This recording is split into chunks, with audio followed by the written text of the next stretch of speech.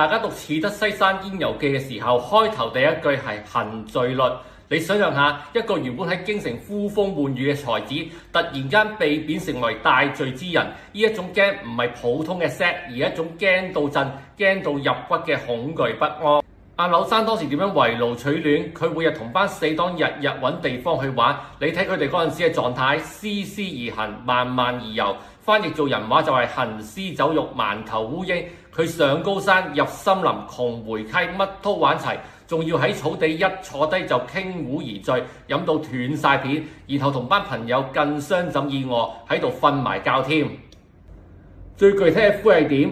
覺而起，起而歸，醒咗就翻屋企。對於風景完全係冇留戀，好似打咗張卡就走咁。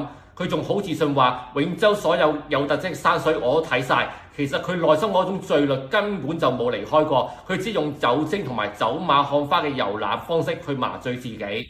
所以大家記住，喺柳宗元未去到西山之前，佢遊山玩水只係假消遣真逃避，佢仲未揾到令佢精神解脫嘅出口。想知佢點樣翻身？留意下我嘅頻道啦。